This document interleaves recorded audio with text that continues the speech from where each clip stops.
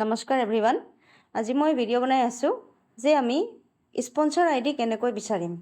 আমি যেতিয়া এটা আই ডি বনাওঁ তেতিয়া আমাক এটা স্পন্সৰ আই ডি প্ৰয়োজন হয়। চ' সেই স্পন্সৰ আই ডিটো আমি ক'ত পাম তাৰ বিষয়ে মই ক'ম। চ' স্পন্সৰ আই ডিটো বিচাৰিবলৈ হ'লে আমাৰ এটমি এপছটোত আমি অ'পেন কৰিব লাগিব আৰু এটমিত আহি আমাৰ নিজৰ আই ডিটো লগ ইন কৰিব লাগিব, যিটো আমি অলৰেডি লগ ইন কৰি থোৱা আছে। আপোনাৰ ডাউন ছাইডত এটমি শ্বপিং মল আছে এটা চাইডে মাই অফিচ আছে। চ' মাই অফিচত অপশ্যনত আমি গ'লে আমাৰ লাইনেজ অপশ্যন পাব। এনেকৈ আপোনালোকৰ আই ডিটো অ'পেন হৈ যাব। অ'পেন হোৱাৰ পাছত ডাউন ফালে আপোনাৰ একেবাৰে মোবাইলৰ স্ক্ৰীনত তলত দিয়া আছে 5টা অপশ্যন: মাই অফিচ, লাইনেজ, জেনেৰেল কমিশ্যন, মাই গ্ৰুপ পাৰ্চেছ আৰু মাই এটমি। চ' এই 5টা অপশ্যন আমাৰ অফিচৰ ফাংচন হয় আৰু অফিচত তেনেকৈ বহু ধৰণৰ ফাংচন আছে যিবিলাক আমি ৰেগুলাৰ কাম কৰি থাকিলে মানে বুজি পাম। চ' এতিয়া মই লাইনেজত স্পন্সৰ আই ডি কেনেকৈ চাই তাৰ বিষয়ে মই জনাম। তো তলত যিটো 2 নম্বৰ অপশ্যন আছে লাইনেজ অপশ্যনটো আমি চুই দিব লাগে। যেতিয়া আপোনালোকে আই ডিটো লাইনেজটো অ'পেন কৰিব, ফাৰ্ষ্ট আপুনি অকলে যদি জইন হৈ থাকে, আপোনাৰ ডাউনত যদি মানুহ কোনো নাথাকে, তেনেহ'লে নিজৰ আই ডিটো এনেকৈ আপোনালোকে ছিংগল এটা গ্ৰীণ বক্স আপুনি দেখা পাব। তেতিয়া জানিব যে আপুনি ইয়াতে অকলে আছে, আপোনাৰ ডাউনত বৰ্তমান মানুহ জইন হোৱা নাই। চ' আপোনাৰ ডাউনত যেতিয়া মানুহ জইন হ'ব তেতিয়া আপুনি কেনেকৈ দেখা পাব, মই আকৌ নেক্সট এটা ক্লিপ দেখাই আছোঁ। আৰু যেতিয়া আপোনাৰ নিজৰ ডাউনত মানুহ জইন হৈ যায় তেনেকৈ আপুনি নিজৰ ডাউনত এনেকৈ 2টা লাইন দেখা পাব। আৰু যেতিয়া আপোনাৰ ছিংগল লাইন থাকে তেতিয়া আপুনি এনেকৈ ছিংগল লাইন দেখা পাব। নিজৰ আই ডিটো দেখা পাব প্ৰথমে, তাৰপিছত আপোনাৰ ডাউনত এটা মানুহ দেখা পাব, এনেকৈ ছিংগল লাইন গৈ থাকে। তো যেতিয়া আপোনাৰ তাৰমানে এটা লেফ্ট ছাইডত আপোনাক জইন হৈ যায়, আমাৰ ডাউনত যেতিয়া মানুহ জইন হৈ যায় তেতিয়া লেফ্ট ছাইডত প্ৰথম জইন হৈ যায়, আৰু ৰাইট ছাইডত যেতিয়া জইন হয় তেতিয়া 2টা ছাইড হৈ গ'লে তেতিয়া আমাৰ লেফ্ট এণ্ড ৰাইট আপুনি এনেকৈ দেখা পাব। চ' 2টা লাইন এনেকৈ দেখা পোৱাৰ পিছত আপুনি চাই যাব, এনেকৈ দীঘলকৈ আপোনাৰ 2টা লাইন আপুনি মেনেজ কৰিব লাগিব, লেফ্ট ছাইড ৰাইট ছাইডৰ ডাউনত দি যাব লাগিব। আৰু যিজন লিডাৰ ইয়াত এক্টিভ হ'ব তেওঁ ডাউনতে আপুনি 2টা ছাইডতে মানুহ জইন দিব লাগিব। আৰু সকলো লিডাৰ্ছে ইয়াত সহযোগিতা আগবঢ়াই সকলোৱে জইন দিয়ে। এতিয়া ধৰক ইয়াতে আপোনাৰ 2 নম্বৰ 3 নম্বৰ লিডাৰবিলাকে যদি এক্টিভ হয়, তেওঁলোকে এই ছিংগল লাইনবিলাক যিমান দেখিছে তেওঁলোকে যেতিয়া এক্টিভ হ'ব তেওঁলোকৰ ডাউনতো এনেকৈ দুটা বক্স আপুনি দেখিবলৈ পাব। আৰু যিবিলাকৰ ডাউনত 2টা লাইন আপুনি দেখা নাপায় তেওঁলোক মানে এক্টিভ নহয় বুলি ভাবি ল'ব, আৰু যিজনে এক্টিভ হ'ব আপুনি এনেকৈ দেখা পাব। চ' তাৰ মই এতিয়া নেক্সট দেখাই আছোঁ। আৰু যেতিয়া আপুনি দেখিব আপোনাৰ ডাউনত যেতিয়া মানুহ এক্টিভ হৈছে, এনেকৈ গ্ৰীণ বক্সবিলাক জুম কৰি চালে ডিটেইলছটো নামবিলাক পঢ়ি চাব পাৰিব। এনেকৈ আপোনালোকে নামবিলাক পঢ়ি চাব পাৰিব। আপোনাৰ নিজৰ আই ডিটো প্ৰথমতে চাব পাৰিব, তাৰপিছতে তেওঁলোকৰ আই ডিটো চাব পাৰিব। টোটেল পাৰ্চেছ আপোনাৰ 0 হৈ আছে, এইবিলাক current cumulative purchase, current purchase, total purchase, registration date সম্পূৰ্ণ চাব পাৰে। আৰু আই ডিটো ভেৰিফাইড হ'লে গ্ৰীণ হৈ থাকে কালাৰ, আৰু যেতিয়া ৱাৰ্ণিং দিব টাৰ্মিনেট হোৱাৰ টাইম আহিব, আপুনি যদি 12 মাহে শ্বপিং নকৰে তেনেহ'লে আই ডিটো আমাৰ টাৰ্মিনেট হৈ যায়, তো তেতিয়া কমলা ৰঙৰ দেখা পাব। আৰু কমলা ৰঙৰ থাকোঁতেও আমি শ্বপিং যদি কৰি দিওঁ তেতিয়া আকৌ গ্ৰীণ কালাৰ হৈ যাব, সেউজীয়া ৰঙৰ হৈ যাব, আৰু তেতিয়া আই ডিটো আকৌ এক্টিভেট হৈ যাব, আৰু তেতিয়া আপুনি চলাই যাব পাৰিব। ইয়াতে আপোনালোকে দেখিছে লেফ্ট ছাইড ৰাইট ছাইড 2টা ছাইড আছে, আৰু আপোনাৰ চাওক এতিয়া ৰাইট ছাইডৰ ডাউনত 2টা মানুহ জইন আছে, তাৰমানে এই ব্যক্তিজন এক্টিভ হৈছিলে আৰু এটা ছাইড গৈ আছে, তেওঁ এটা ছাইড যোৱা নাই কিন্তু, তো এটা ছাইড তেনেকৈ গৈ আছে।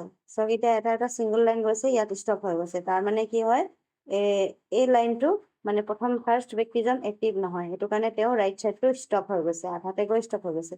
কিন্তু লেফ্ট ছাইডৰ লাইনটো গৈ আছে, কিয় গৈ আছে এইটো আপলাইনে দি আছে। চাওক লেফ্ট ছাইডে আপলাইনে সদায় লৈ যায় বুলি কৈছিলোঁ, আমাক কোৱা হয় নহয়, এইটো লেফ্ট ছাইডটো গৈ আছে। আৰু লেফ্ট ছাইডত যিটো লাইনত গৈ আছে তাত মানে এইজন ব্যক্তি চাওক এক্টিভ হৈছে, দেখিছে তাৰ ডাউনত 2টা লাইন গৈ আছে, এনেকৈ চাওক লেফ্ট ছাইড ৰাইট ছাইড তাৰ ডাউনত গৈ আছে। আৰু তেওঁৰ ক্ষেত্ৰৰ ডাউনতো এজন ব্যক্তি এক্টিভ হৈছিলে, কিন্তু আকৌ তেওঁ এক্টিভ নোহোৱাৰ কাৰণে আপলাইনে এটা লাইন গৈ আছে ৰাইট ছাইডটো, কিন্তু লেফ্ট ছাইড ৰাইট ছাইড নিব বুলি আপলাইনে কথা নাই, আপলাইনে যোনটো লাইন এক্টিভ দেখিব সেইটো লাইনে লৈ যায়। মানে পিছত যেতিয়া লাইনটো বহুত ডাঙৰ হৈ যায় তেতিয়া আপলাইনে মানে লেফ্ট ছাইড ৰাইট ছাইড চাই নাথাকে, যোন মানুহ এক্টিভ হয় তাৰ ডাউনতে লৈ যায়। এনেকৈ চাওক প্ৰত্যেক যিজন এক্টিভ তাৰ ডাউনত 2টা লাইন আপুনি 2টা বক্স দেখিব। চেম এতিয়া লেফ্ট ছাইডত চাওঁ আহক। এতিয়া এইজন ব্যক্তিৰ লেফ্ট ছাইডত চাওক, লেফ্ট ছাইডৰ ব্যক্তিজনো এক্টিভ হৈছে, 2টা লাইন লৈ গৈ আছে, আৰু 2টা লাইন লৈ গৈ আধাতে ষ্টপ হৈছে, আৰু এইফালে চাওক এইটো লাইন গৈ আছে, তাৰমানে সেই লাইনটো আগবাঢ়ি গৈ আছে, তেওঁ চেষ্টা কৰি আছে, আৰু এইটো লাইনো গৈ আছে আগবাঢ়ি আৰু ইয়াত চাওক এজন ব্যক্তিয়ে অকণমান ষ্টাৰ্ট কৰিছিলে ইয়াতে ষ্টপ হৈছে মানে চেষ্টা কৰি আছে আৰু কিন্তু আপলাইনে এটা লাইন লৈ গৈ আছে আপলাইনে যিটো লাইন লৈ গৈছে সেইটো চব তলত গৈ পিনে আকৌ বহুত ডাঙৰ হৈ গৈছে এনেকৈ এইটো এটা লাইন ছিংগলকৈ গৈ আছে আৰু তেনেকৈ গৈ আপোনাৰ লাষ্টত দুটা আহিছে চব লিডাৰ এক্টিভ হৈছে আৰু এনেকৈ তেওঁ এক্টিভ হৈ কাম কৰি আছে তো আমাৰ তেনেকুৱাই হয় ছিংগল লাইন গৈ আছে বুলি আমি কেতিয়াও মানে হতাশ হ'ব নালাগে আমাৰ ছিংগল লাইন গৈ থাকিলেও বহুত দিন নহয় চেষ্টা কৰি গৈ থাকিব লাগে আপলাইনজনে এনেকৈ চেষ্টা কৰি গৈ থাকে চব কিমান দীঘল ছিংগল লাইন গৈছে তাৰপিছত গৈ পিনে আপোনাৰ চব টিম বনাব পাৰিছে এক্টিভ হ'ব পাৰিছে এজন ব্যক্তি এক্টিভ হ'ল তাৰপিছতে তেখেতো কাম কৰি আছে আপলাইনেতো কৰি আছে কণ্টিনিউৱাছলি ছিংগল লাইনটো নি আছে আৰু লিডাৰজনেও নি আছে ঠিক তেনেকৈ এইটো চাইডেও আনহাতেও আপোনাৰ তেখেতৰ লেফ্ট চাইডৰ টিম হয় লেফ্ট চাইডৰ টিমটো চব কিমান আগবাঢ়িছে তো তেনেকৈ হয় ছিংগল লাইন গৈ থাকে মানে ছিংগল লাইন মানে এক্টিভ নন এক্টিভ লাইন হয় তো ডাবল যেনেকৈ যাৰ তলত দুটা বক্স দেখিব সেইজন এক্টিভ বুলি ধৰিব লাগিব আৰু সেইজনৰ ডাউনতে আমি জইন দিব লাগিব সেইজনৰ লেফ্টত ৰাইটত আমি ছিংগল লাইনবিলাক চাই একদম লাষ্টৰ মানুহজনৰ তলত দিব লাগিব মানে ছিংগল লাইনৰ মাজতে কাবাৰ সেই ছিংগল বক্সবিলাকৰ তলত দিব নালাগে একেবাৰে লাষ্টৰ লাইনটো এই লাইনটো যোনটো লাইনত আপুনি যাব সেইটো লাইনত লাষ্টত একেবাৰে লাষ্টত কোনটো আইডিয়া আছে আপুনি এইটো জুম কৰি এনেকৈ এইটো ধৰক এইটোতে দিব আপুনি এইটো জুম কৰিব জুম কৰি আপুনি তেতিয়া ইয়াত আপুনি ID নাম্বাৰটো আৰু নেমটো লিখি ল'ব তেতিয়া স্পনচাৰ ID এইটো দিব পাৰিব আৰু ছাপ'জ এই লাইনটোত দিব বিচাৰে তেনেহ'লে ইয়াত দুটা লাইন আছে দুটা লাইন ভিতৰত যিজন এক্টিভ হয় সিজনৰ তলত এতিয়া ধৰক দুটা লাইন আছে দুটা লাইনৰ ভিতৰত আপুনি লেফ্ট ৰাইট যিকোনো লাইনত দিব পাৰে তো এনেকৈ আমি জইন দি দিলে ইয়াতে আমাৰ আইডিবিলাক হৈ যাব চ' থেংক ইউ আৰু নেক্সট ভিডিঅ'ত মই আৰু ভালকৈ এক্সপ্লেইন কৰি আছোঁ আপোনালোকে আৰু এটা ক্লিপ মই দেখাই আছোঁ ভালদৰে বুজাব পাৰিব তেতিয়া সকলোৱে স্পনচাৰ আইডিটো ভালকৈ বুজিব পাৰিব আৰু নিজৰ বাইনেৰী মেচিংটো কৰিব পাৰিব ভালদৰে চাব পাৰিব আৰু আপোনালোকে নেমবিলাক চাবলৈ হ'লে তলত মেনেজ মাই চাব ডিষ্ট্ৰিবিউটাৰ আছে তাত আপুনি চুই দিব চুই দিলে ফাৰ্ষ্ট নেম যাৰ আছে তাৰ এনেকৈ নামটো আহিব তাৰপিছতে এনেকৈ আপুনি চাই গৈ থাকিব মোৰ অপশ্যন আহিব মোৰ অপশ্যনত চুই দিব আৰু এনেকৈ গৈ থাকিব আৰু আপুনি যিজন লিডাৰ্ছৰ লাইনেজটো চাবলৈ আছে সেইজন লিডাৰ্ছৰ নামটো চুই দিলে তেখেতৰ লাইনেজটো চাব পাৰিব আপলাইন এইটো মানে আপলাইন হ'লে মানে আপোনালোকে বহুত আপোনাৰ যদি ডাউনত বহুত মানুহ হৈ যায় তেতিয়া আপোনালোকে এনেকৈ কৰিব পাৰিব এতিয়া ধৰক মই জ্যোতি বুঢ়াগোহাঁই মেমৰ লাইনেজটো চাব বিচাৰিছোঁ তেনেহ'লে তেখেতৰ নামটো চুই দিলে এটা লাইনেজটো তেখেতৰ আহিব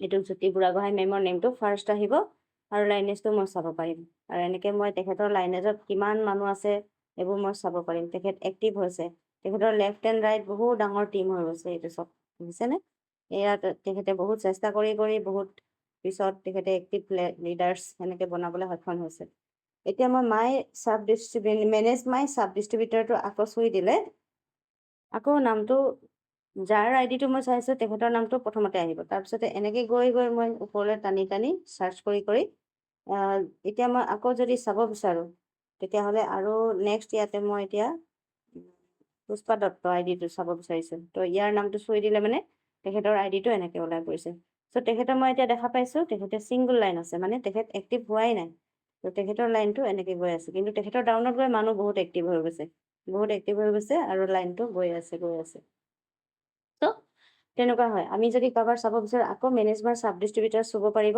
আৰু চুই যিজনৰ আপুনি লাইনেজটো চাব বিচাৰে তেখেতৰ আইডিটো তেনেকৈ চাব পাৰে আৰু যিজনৰ ডাউনত আপুনি মানুহ দিম বুলি ভাবিছে পাৰ্চনেলি তেখেতৰ নাম মাত্ৰ তেখেতৰ লাইনেজটো অকল চাওঁ বহুত আইডি থাকে তো ইফালে সিফালে খুচৰি ফুৰোঁতে মানে চকু গণ্ডগোল লাগি যায় তো আমি এতিয়া কি কৰিম লাইনেজ অপশ্যনত এনেকৈ মেনেজ মাই চাব ডিষ্ট্ৰিবিউটাৰত গৈ ছিংগলকৈ এতিয়া ধৰক কোনোবা এজন ব্যক্তিৰ লাইনেজটো চাব বিচাৰোঁ তেনেকৈ আমি চাব পাৰোঁ মানে তেখেতৰ আইডি লগ ইন নকৰাকৈ নিজৰ আইডিতকৈ আমি চাব পাৰোঁ এনেকৈ এতিয়া ধৰক মই আমাৰ ব্ৰজেন বৰদলৈ ছাৰৰ লাইনেজটো চাব বিচাৰোঁ তেনেহ'লে মই এই লাইনেজৰ নামটো মেনেজ মাই চাব ডিষ্ট্ৰিবিউটাৰ তেখেতৰ নামটো চুই দিলে তেখেতৰ লাইনেজটো আহি গ'ল ফাৰ্ষ্টতে তেখেতৰ নামটো আহিছে তাৰপিছত তেখেতৰ এনেকৈ লাইনেজটো মই দেখা পাইছোঁ দুটা লাইন তেখেতে এক্টিভলি চলাই গৈ আছে কিন্তু তেখেতৰ ডাউনত এক্টিভ হোৱা নাই বৰ্তমান লিডাৰ্ছ আৰু যেতিয়া এক্টিভ হ'ব ঠিক তেনেদৰে যেনেকৈ তেখেতৰ ডাউনত মই দুটা লাইন দেখিছোঁ তেনেকৈ প্ৰত্যেকজনৰ তলত দুটা লাইন দেখিবলৈ পাম হয়